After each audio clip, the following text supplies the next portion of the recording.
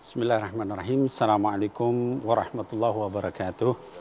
Alhamdulillah wassalatu wassalam ala sayyidina Rasulillah wa ala alihi wa sahbihi wa mawalah. Para narasumber yang dimuliakan dan juga para pemirsa yang dimuliakan, ya catatan demokrasi, ya tadi kita sudah mendengarkan ya baik dari pejabat pemerintah, ya dari budayawan, dari anggota DPR, dari dokter, ya dari pengusaha, dari segala sesuatu. Kali ini saya ingin menyampaikan bagaimana dari sisi agama, ya dalam hal ini adalah agama Islam. Ada 3 hal ya yang saya ingin sampaikan berkaitan dengan diskusi tadi. Yang pertama adalah catatan bagi para ulama. Ya, para ulama ya ini hendaknya kita menjauhi ada 2 sikap yang tercela ya di dalam ajaran Islam, yaitu yang disebut dengan ifrat dan tafrit. Ifrat adalah kelompok yang anti sama sekali, ya, sampai menyampaikan COVID ini tidak ada, ini adalah hoax, ini adalah konspirasi dan sebagainya. Jauhi sikap seperti itu, ekstrim, ya. Ada juga kelompok yang tafrit, tafrit kebalikannya, ya, sampai pokoknya kalau misalnya mudik gak dapat Lailatul Qadar, ya, dan sebagainya. Nah ini juga ekstrim juga ini, ya. Jadi jangan sampai kita bersikap ekstrim seperti itu. Di dalam Quran Allah menyebutkan fas'alu ahla dzikri in kuntum la ta'lamun. Tanya sama ahli ilmu kalau kita enggak mengetahui. Kalau kita ingin berfatwa tentang masalah misalnya hibrid, kita nanya sama pakar agronomi, ya pakar pertanian. Kalau kita misalnya mau membuat satu fatwa berkaitan dengan masalah misalnya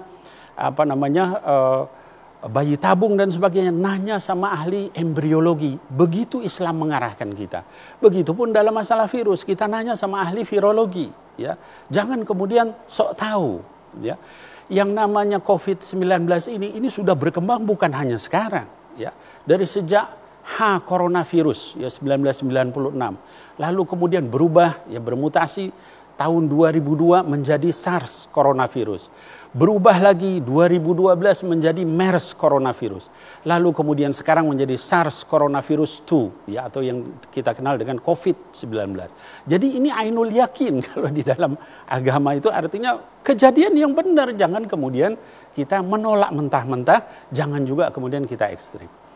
Yang kedua adalah catatan saya kepada masyarakat. Masyarakat yang dimuliakan Allah, ya kita harus tahu ya bahwa di dalam Islam itu ada kondisi hail atau hajiz, kondisi normal. Ada kondisi yang disebut darurah. Dalam kaidah usul fikih dikatakan ad-daruratu tubihul mahdurat. Keadaan darurat itu membolehkan yang dilarang, ya. Yang bilang begitu siapa? Allah Subhanahu wa taala. Ketika Allah menjelaskan kepada kita makanan yang diharamkan, ada daging babi, ada bangkai, ada darah yang mengalir. Di akhir ayat itu Allah katakan famanitturra ghaira baghin wala 'adin fala itsma alaih. Barang siapa yang makan itu dengan keadaan darurat, ya, tanpa dia dengan tamak rakus, tanpa dia melampaui batas, dia tidak berdosa. Itu Allah yang bilang, ya. Dalam misalnya ibadah begitu juga, ada azimah, ada rukhsah. Ya.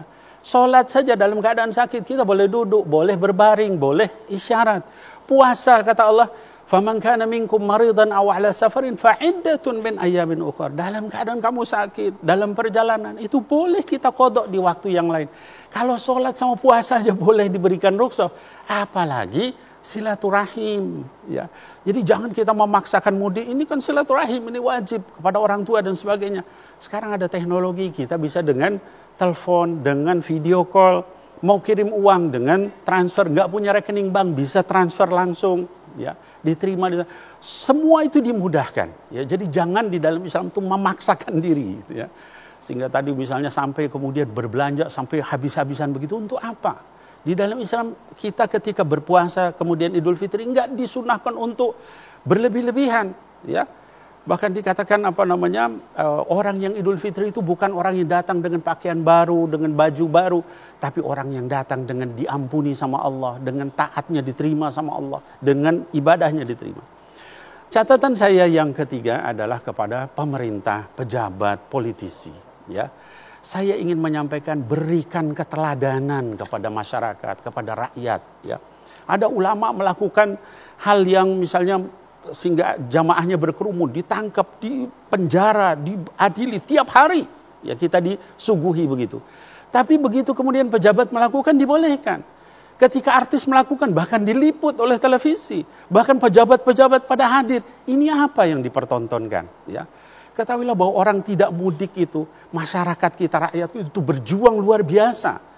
Mereka yang ingin ketemu keluarganya, mereka nahan diri luar biasa. Kasih keteladanan, kasih contoh. Jangan sampai kita mempertontonkan krisis keteladanan. Nah, saya kira hadirin wal hadirat yang dimuliakan Allah, 3 catatan itu.